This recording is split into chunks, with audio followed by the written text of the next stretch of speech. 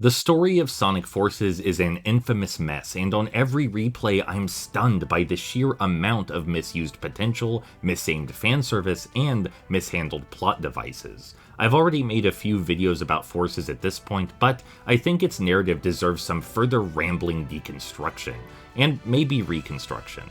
Of primary note, Forces is a game where the world has already been conquered by Eggman, but it never much feels like it. We're informed that he's occupying places, that he's captured everything and everyone, and we're treated to a few apocalyptic scenes of destruction, but we're never given context. In prior Sonic games like Unleashed or the Adventure series, we get to see what's at stake before it's destroyed, but in Forces they jump right into it. There's no sense of what this world was like before Eggman's occupation or what was lost, and after it's freed, you only get some platitudinous prattling about how restructuring will be costly. This is plainly because Forces wants the aesthetic of war, but doesn't actually understand a thing about it, not even in its own cartoonish context. Secondarily, the game features themes of friendship and willpower. It asserts that friendship is necessary to achieve any meaningful change, and that force of will can drive a man to conquer impossible challenges. Both themes are underexplored, and they really didn't have to be. Early on, Sonic is trounced by the game's original villain, Infinite, and spends months imprisoned. Meanwhile, your original hero character starts his own journey. At first, he's a cowardly dum-dum who can't even defend himself, let alone others, but he gradually grows confident as he overcomes the trials of war and meets Sonic. And that's where things fall apart. The game wants to build an unbreakable friendship between your self-insert and Sonic himself, but it doesn't put in any work. From the first moment you meet him, Sonic's all buddy-buddy with you, not requiring any real proof of your combat capabilities. Heck, he's even willing to slow himself down to match your pace, which is hilariously un-Sonic behavior. I understand this shallow writing is meant to empower the target demographic. After all, what kid wouldn't want to be adored by their favorite blue hedgehog? But there's such a thing as hollow praise. It would be much more sensible if Sonic started out indifferent to the player, acting as recklessly as he normally would. Then our self-insert would gradually win his favor and convince him that he can't handle things alone. All the pieces are right there, up to and including Sonic losing 2 fights with Infinite through his own arrogant idiocy. But they never pull the trigger. Speaking of poor character development, for some reason Knuckles is the commander of the Resistance, and he's oh so very bad at it. The game draws direct attention to this during Operation Big Wave, a massively moronic assault on Eggman's city base. It ends with, at minimum, 80% of Knuckles' forces wiped out, and nobody, gets on him about this. He still retains his position as acting commander, and doesn't so much as change his attitude. He has this little back and forth with Silver throughout the game, where Silver tries to present pragmatic alternatives to Knuckles' naivete, and this would have been a perfect opportunity for the two to clash.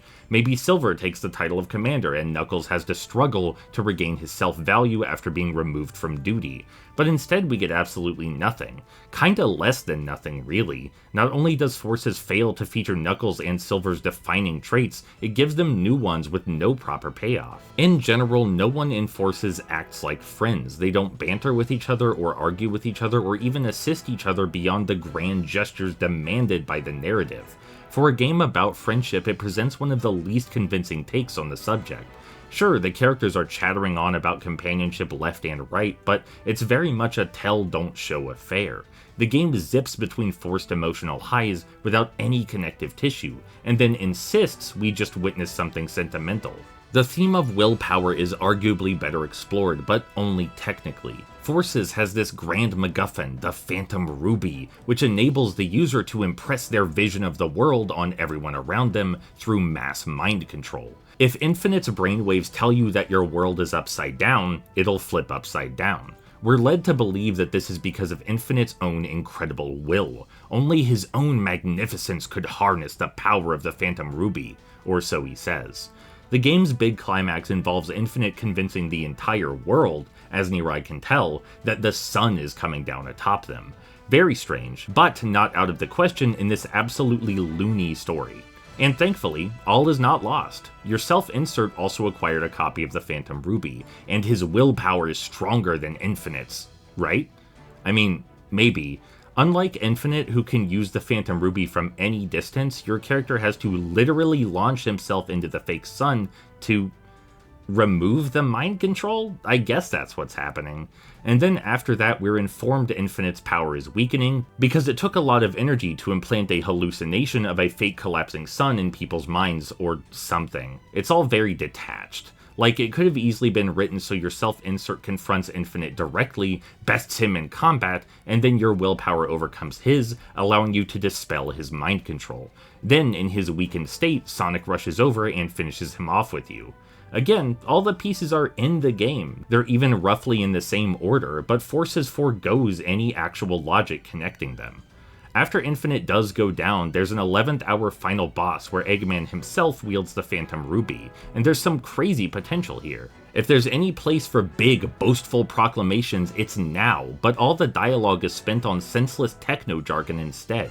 The actual boss battle goes hard into an ominous, otherworldly, operatic atmosphere, but it feels totally out of place after such a limp cutscene. So far I've only talked about the themes, world building, and characterization, but there's no consistency to the actual plot either. Forces consistently makes out of this world assertions about its own plot devices that just don't bear any weight. Like, it tells us Infinite can make endless clones of powerful villains, but we only ever see a few dozen of them at a time. It tells us these clones are as strong as the originals, but that's demonstrably false. We're introduced to null space, which is an entire dimension with nothing inside it, except there's a road in there somehow. Also, the Phantom Ruby needs a power source, except when it doesn't. Sonic was tortured for months inside the Death Egg, except he clearly wasn't. You can't trust anything Forces tells you. It's a pathological liar.